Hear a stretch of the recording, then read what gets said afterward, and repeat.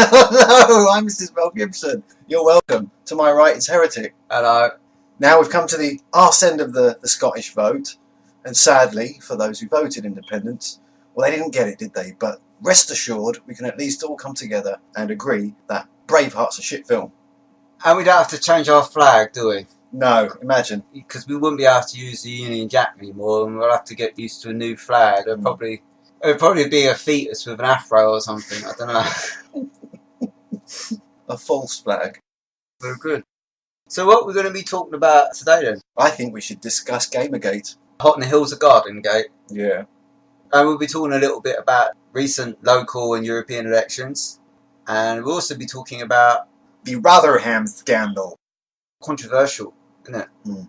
Well, rape generally is controversial. It is. Alright, so should we start talking about Anita Sarkeesian and Zoe Quinn and all those other slappers? Why not? They're having a bit of a whinge, aren't they, the old feminists? Being bossy. So once upon a time, a bunch of blokes that couldn't get laid thought, well, how can I cope with the fact that girls don't like me? I know, I'll invent video games so I can create my own worlds and imagine that girls like me by creating girl characters, and a phenomenon is born and we have gaming. Girls come along and say, we don't quite like the way you did that, and they come in and start sweeping things up, don't they? I think what it is because games is a relatively young industry, isn't it? Mm. And I think video games are like sport in that it's politically asexual. Do you know what I mean? It shouldn't be politicised because it's about competition and it's an art form as well. But it's escapism. Yeah, politics just spoils it, just like it spoils music and films and everything else. Mm. So I think that's what it's all about, really. They've seen that there's an opening there, the feminists and the cultural Marxists, and they've dived right in with their fucking money and try to make a little ever-expanding corner for themselves where they just tell us we're shit and nag us. And we had Anita Sarkeesian launching a Kickstarter campaign. She easily reached her target. No one's quite sure where that money came from. I mean, obviously members of the public, YouTubers and stuff, but there was quite large quantities of money being exchanged there. And to this date, no one quite knows where the money went. Apparently it was to go towards, like, a new series of videos. Well, how much does it cost to make a video? Yeah, this didn't cost nothing, did it? No, I bet they cost absolutely nothing. So where did the money go? Of course, if you do want to donate, we wouldn't say no, would we? No. We take shitcoin. About that Zoe Quinn, then. Zoe Quinn. Would you give her a Rogering? Only if a member of ISIS put, like, a gun to my head and said, you've got to fuck this woman, otherwise I'm going to cut your fucking head off with this gun. Have you noticed that Zayn Malik guy from One Direction has vanished? And then this ISIS thing happened. Where is he? Suspicious. Where is he? Ah. So is this Zoe Quinn bird then? Zoe Quinn is a games developer, in quotations. She made a game called Depression Quest, which isn't even a game, it's like a crap ebook.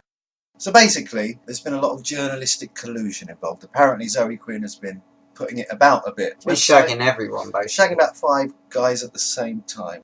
And she's been getting favourable reviews, which is kind of contrary to the impartiality of journalistic practice, isn't it, really? Yeah, you're waffling a bit now. I would say that the thing that's interesting about the whole GamerGate is the reaction to it. You see, if this had all just come out and they had sort of like said, oh yeah, we need to tighten things up a little bit and there's a bit of corruption going on and stuff, I mean, it would have been one thing, but they didn't, did they? They turned around and said, you hate women and racist and you're Nazis and just stop playing games.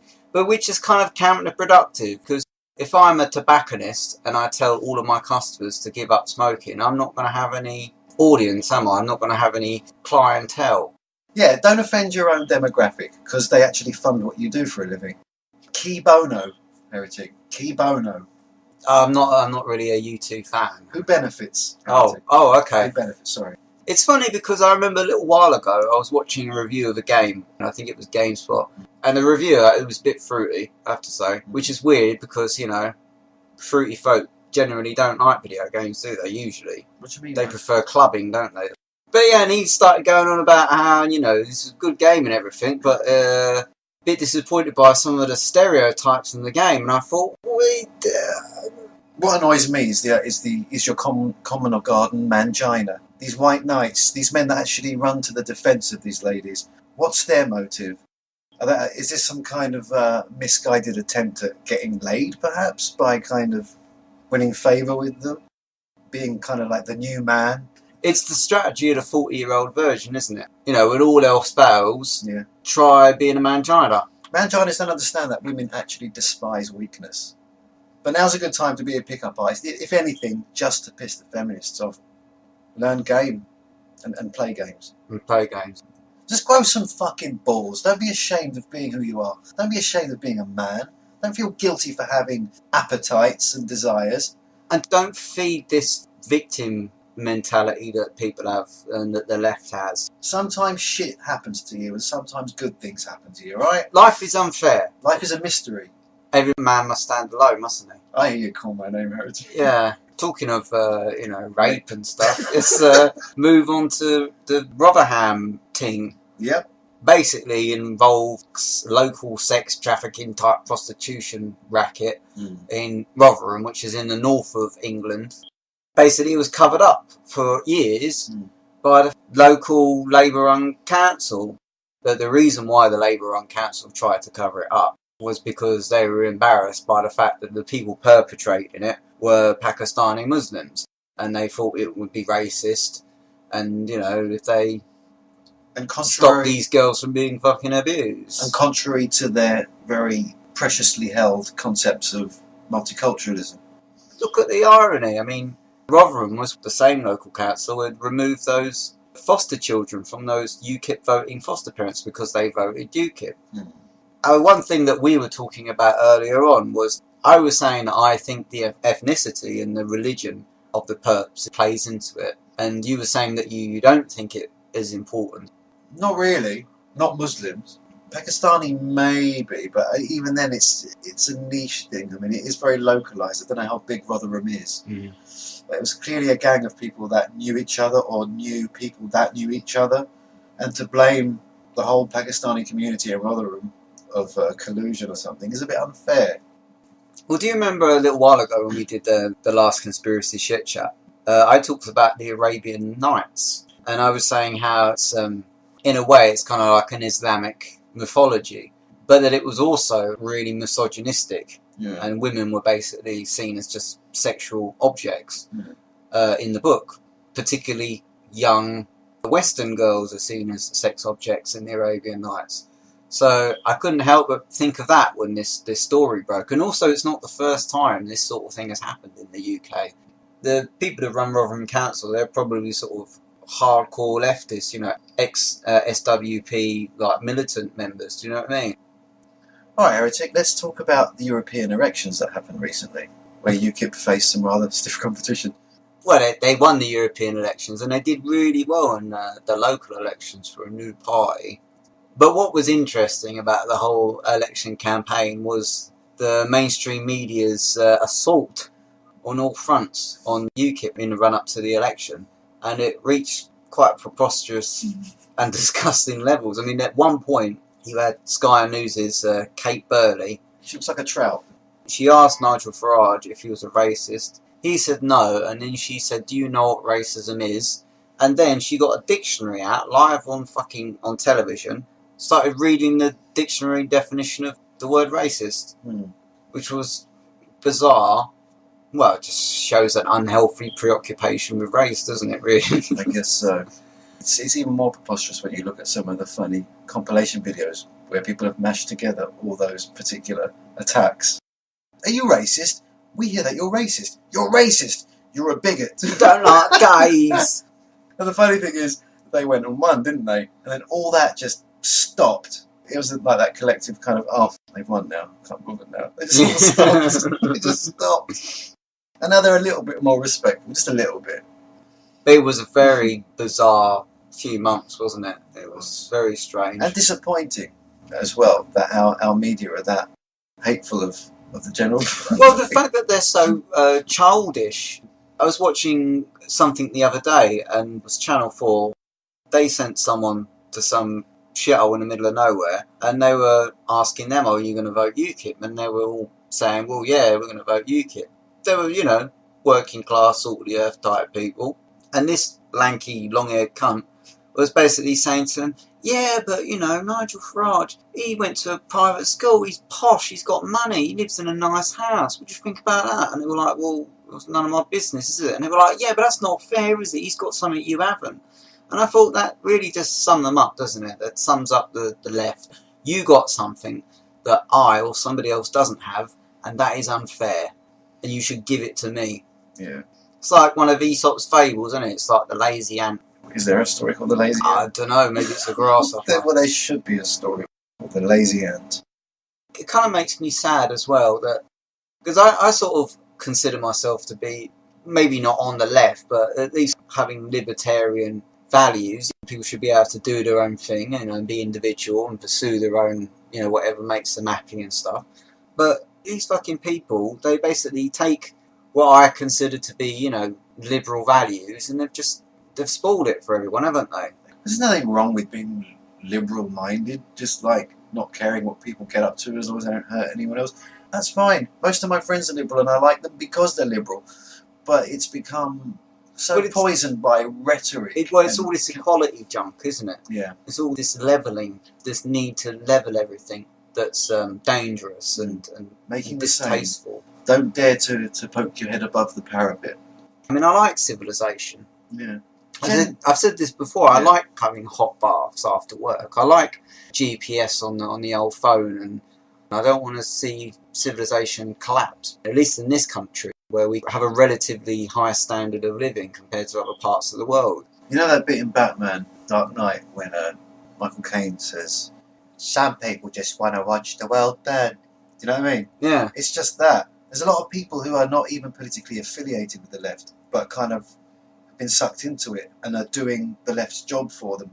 And it doesn't take very long to destroy something. How quickly did the Twin Towers take to fall? 9-10 seconds? How long did they take to erect, though? A good few years, I'd imagine. And that's a good metaphor, I think. To destroy our civilization won't take very long. To rebuild it will take decades. There needs to be some kind of code of ethics. Well, there needs to be standards, don't there? And honour. And hierarchy. Yeah. Pass me pipe and slippers. We do sound up to our farts, don't we? Yeah. Like those two in the Muppet Show sitting in the balcony. I know what you fucking anarchists are thinking. Oh, you want leadership, do you? You're more of the same. No, I just want, you know, sooner or later we might get someone who actually really does mean well and is in charge. Imagine that. That'd be a nice thing, wouldn't it? If someone who actually cared and was competent was in charge. They wouldn't like that. I mean, look at Maggie Thatcher, look at Ronald Reagan. They managed to drag the working man out of the dirt and give people a higher standard of living. Yeah. Okay, so I might not agree with their foreign policy and all the rest of it. Margaret Thatcher is a good example, isn't it? Like, when I was growing up, basically you were supposed to hate Margaret Thatcher. She was the worst Prime Minister that Britain had ever had. And when I got older, I tried to work out why, because I noticed that a lot of people were very well off during the 1980s and the economy was really booming. And she gave a lot of working people the opportunity to buy their own council houses. They all fucked off to Essex and lived happily ever after. So I wasn't quite sure, what it was about Thatcher. What it is about, say, the left, say the mainstream media, for example. What it is that they hate about the right. It's not necessarily that they hate conservative values. It's more to do with the way the right phrases things. See, the left is all about being sneaky and using euphemisms and metaphors for everything, whereas people who tend to be of a more right disposition tend to be more forceful in the way they speak and the way they put their ideas across. And I think that's what they don't like, isn't it? When you're debating a leftist, they really get uncomfortable when you're speaking very directly and rationally. They start to get very kind of slippery after a while. They're very emotive. They're very emotive. They're not driven by logic. And they resent being challenged in that way. And you know what? I think they're going to lose ultimately. There's going to be a fucking massive lashback, I think. A lashback? A lashback. You've already got these women coming on to YouTube saying why I don't need feminism. That's just the beginning. That's just the beginning. UKIP winning the election was the beginning. Actually. For me, my vote for UKIP was a protest vote. It really was a protest vote. Not voting wouldn't have made much difference. Not voting is not a protest, is it? Not really. But that's fine, though. But by voting for UKIP, you tacitly protest the left and the right classic Hold on. Yeah, that's the best way to wound them, I felt. So vote for UKIP just to piss off the other ones. Read any books lately? No, you don't read. No, I have. No, I read The Lucifer Effect by Dr. Philip Zimbardo. But that sounds like one of those internet books. Is it a real book? No, it's a real book, and it's a book about one of the most famous social behaviour studies. Stanford Prison Stanford Experiment. Prison Experiment. Bunch of students from Stanford University. They draw lots. Right, half of you are going to be guards, half of you are going to be prisoners. They convert the basement of Stanford University into a makeshift prison, and all hell breaks loose within the first day. It was supposed to be a 2-week long experiment. They last a couple of days and they're starting to go mental. The guards are developing these fucking like Hitler complexes, trying to find imaginative ways to traumatise the prisoners. The prisoners are going nuts, and it all just fell apart. And this is all based in part on Stanley Milgram's experiments on how you can get an ordinary person who's perfectly balanced mentally and all that, but if you alter their context, if you put them somewhere unfamiliar, then they become quite unstable very quickly, and they're liable to do quite evil things if they're pushed to, which would explain the atrocities at Abu Ghraib, where you had army reservists who are basically the plebeians of the army. You know, they're like part-timers half the time, and they took these awful pictures of, you know, like the famous Pyramid Man picture, naked bodies piled on top of each other, having dogs barking in people's faces. These were like army reservists who in normal civilian life were the loveliest people according to people that knew them. So the fact that if you change the context you can change the person. I mean, the Stanford Prison Experiment is like one of the sort of seminal behavioural science, you know, experiments that there ever was, and that's what I'm reading at the moment, and it's really good. Well, I've got two things to say. Go on. First of all, if you like the Stanford Prison Experiment so much, why don't you like watching Big Brother? And second of all, why are you having a go at Hitler for? Okay, first question. I'd watch Big Brother if the people on it weren't so fucking annoying. Right? Gary Busey's not annoying. What is he like on it, though? It's like Gary Busey. Is he just like Gary Busey? Is he winning? Is he popular, though? Just Hitler. Come on, Hitler. The Hitler thing, I can't remember what I said about Hitler. Anyway, I've been reading Raven. It's the definitive book about Jim Jones, People's Temple and Jonestown. For those of you who don't know, Jim Jones was a very charismatic religious leader during the 1960s and 1970s in America. And he started this church called People's Temple. And it basically all ended up with about 2,000 of them committing suicide in Guyana by drinking the Kool-Aid, which is where we get the expression drinking the Kool-Aid. There's a number of conspiracy theories, you know, around Jonestown. Were the CIA involved? Were they monitoring it? You know, I don't really know. But one thing I will say is that the whole Jim Jones saga, it's already crazy and complex enough without there needing to be any conspiracies. You know, like the Stanford Prison Experiment. It's a fascinating study in human behaviour. Also, and you have to kind of, in a way, admire Jim Jones from the point of view that here's someone that was able to manipulate so many people and make so much money out of just their own personality, I suppose, and their own charisma. And I also recently read that Barefaced Messiah, which is a book Church of Scientology tried to ban, and it's an unofficial biography of L. Ron Hubbard, the founder of Scientology. That's a really fascinating book. It's like a real-life version of the Anton Wilson trilogy. What's it called? The Illuminati's trilogy. It's like a real-life version of that. And so, yeah, you've got to read that one as well.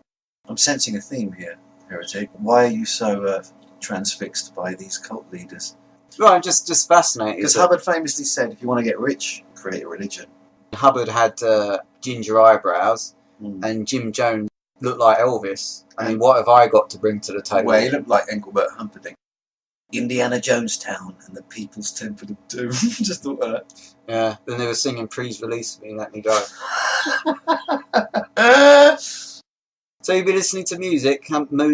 Difficult jazz. Sounds. Really? That sort of thing. Yeah, you're done. Yeah. I've been listening to Nail Bomb, Point Blank, their one and only album. But also, I was listening to the new Chromeo album, White Women. And weather-wise, there's going to be some slight precipitation coming in from the east. Very hot in Rotherham, I'd imagine. And slightly cooler in places like Sidcup and the Wirral. Any YouTubers that you've been watching lately that you want to recommend? I mean, apart from us, we're really good, obviously. I'm enjoying Thomas Sheridan's videos. I've been watching Sargon of Akkad and Internet Aristocrat. I like Jordan Owen. He's good. And I still listen to Red Ice Radio. You can't beat a bit of Red Ice. No. You know, crop circles, Marxists, Nazis, sharks. Yeah, because it's eclectic. Alright, well, you know, I hope you enjoyed listening to our twaddle. Doubt it. Well, at least it's not 6 hours long like other people's fucking podcasts. Yeah. So, do you know what I mean? At least there's no adverts advertising some kind of nuclear-resistant potting shed. Yeah. Yeah. But there was quite large quantities of money being exchanged there. And no one, to this date, no one quite knows where the money went. Apparently it was to go towards, like, a new series of videos. Well, how much does it cost to make a video? Yeah, this didn't cost nothing, did it? No, I bet they cost absolutely nothing. So where did the money go? Of course, if you do want to donate, we wouldn't say no, would we? No. We take shitcoin. About that Zoe Quinn, then. Zoe Quinn. Would you give her a Rogering? Only if a member of ISIS put like a gun to my head and said, "You've got to fuck this woman, otherwise I'm going to cut your fuck." A bunch of blokes that couldn't get laid thought, well, how can I cope with the fact that girls don't like me? I know, I'll invent video games so I can create my own worlds and imagine that girls like me by creating girl characters, and a phenomenon is born and we have gaming. Girls come along and say, "We don't quite like the way you did that," and they come in and start sweeping things up, don't they? I think what it is because games is it's a relatively young industry, isn't it? And I think video games are like sport in that it's politically asexual. Do you know what I mean? It shouldn't be politicised because it's about competition and it's an art form as well. But it's escapism. Yeah, politics just spoils it, just like it spoils music and films and everything else. So I think that's what it's all about, really. They've seen that there's an opening there, the feminists and the cultural Marxists, and they've dived right in with their fucking money and try to make a little ever-expanding corner for themselves where they just tell us we're shit and nag us. And we had Anita Sarkeesian launching a Kickstarter campaign. She easily reached her target. No one's quite sure where that money came from. I mean, obviously members of the public, YouTubers and stuff. We're going to be talking about today then. I think we should discuss GamerGate. Hot in the heels of Garden Gate. Yeah. And we'll be talking a little bit about recent local and European elections. And we'll also be talking about the Rotherham scandal. Controversial, isn't it? Well, rape generally is controversial. It is. Alright, so should we start talking about Anita Sarkeesian and Zoe Quinn and all those other slappers? Why not? They're having a bit of a whinge, aren't they, the old feminists? Being bossy.